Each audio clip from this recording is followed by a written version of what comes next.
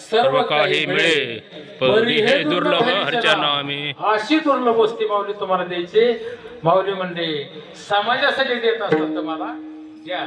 आणि हे आठ घातल्यानंतर माऊलीला समाजासाठी दिलं काय म्हणून माऊली म्हणतात प्रगट बोले विश्व तुम्ही प्रगट केलं.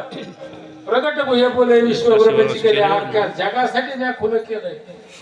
आता याला तरी यायला लागले माझ्या मागे मागे पण आज तो पोट बरी पुरे म्हणा तो बरी आहे, जायला तयार नाही. ते म्हणतात आता पुरं होईपर्यंत देतो पण तुम्ही आता काय करा या. अहो त्यांनी आपल्यासाठी दुकान मांडलंय.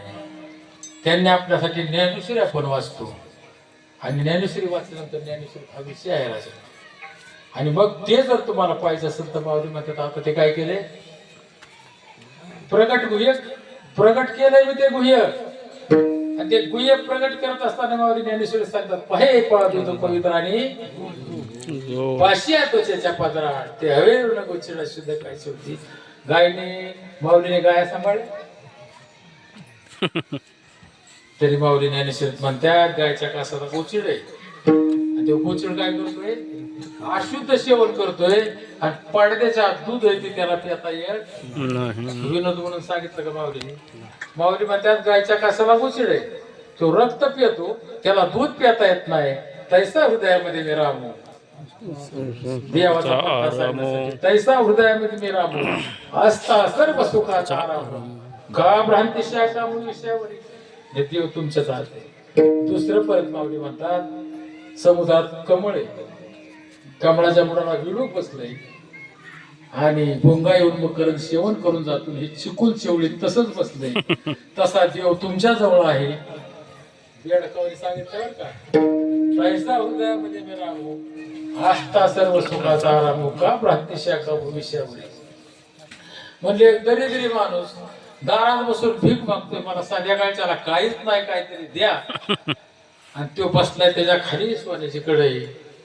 तैसा हृदयामध्ये मी रामू देव देव म्हणून व्यर्थ काही नशी. आणि निज देव नेण्याशी मुळी कोणी देवदेव करत फिरताय म्हणलं तुमच्या आतलाच देव तुम्हाला माहित नाही.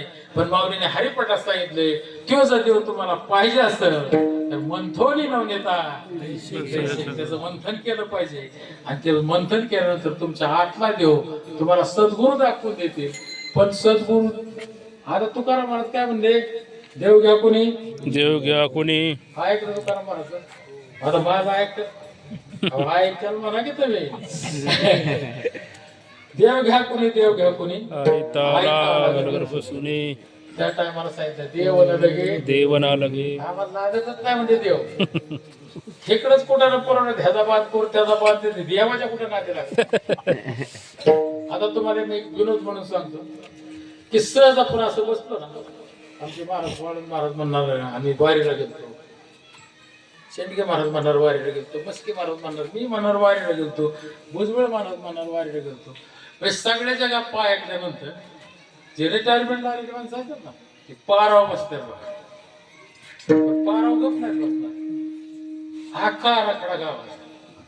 पण ती पाराव बसल्या बसल्या त्यांच्या डोक्यात आलं म्हणजे सगळी देवाला जातात सगळी देवाला जातात.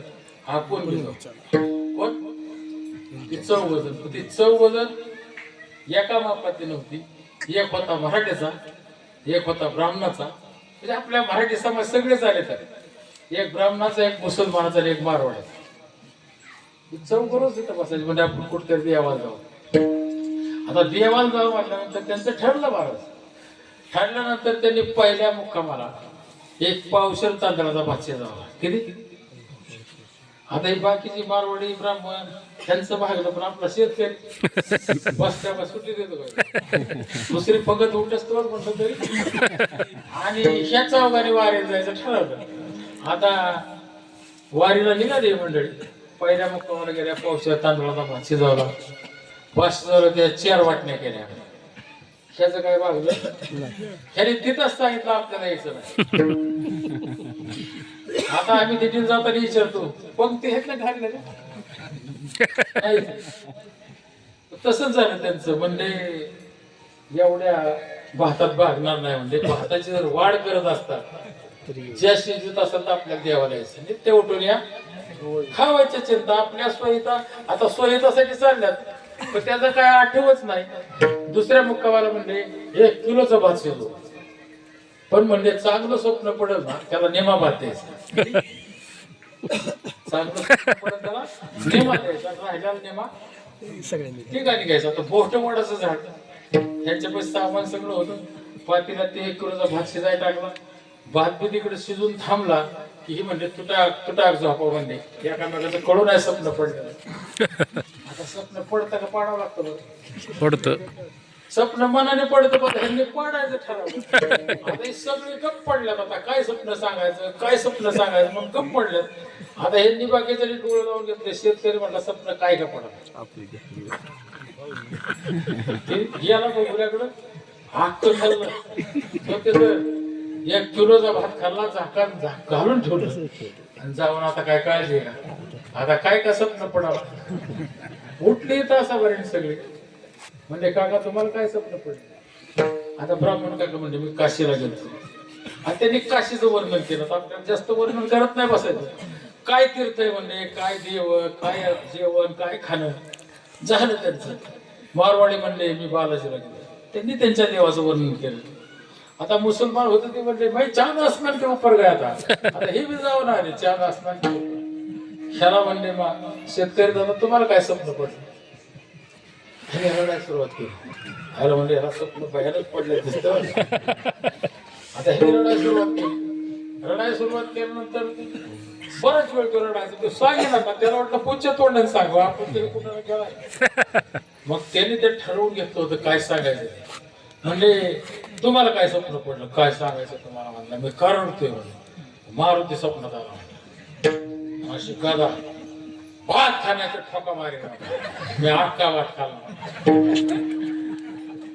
म्हणजे बघा बघू दे म्हणलं ती बघाशीच खाल्ला माळ चालता आता तुम्ही सांगा नित्य उठून या खावायची चिंता आता रस्त्याला लागला तरी खायासाठी काय त्रास करायचा आपल्या सोयीचा नाट्याविषयी आणि मग आशाचं यात्रा असते ना आशाचा दिवस ते म्हणतात नित्य उठून या आपण काय केलं पाहिजे आपल्या स्वरूपाची ओळख होण्यासाठी आपल्याला त्या भगवंताचं नामस्मरण करण्यासाठी ते म्हणतात करा रे बापानो साधन हरीचे जनी करणीचे करू नका आता जेने नो हे जन्म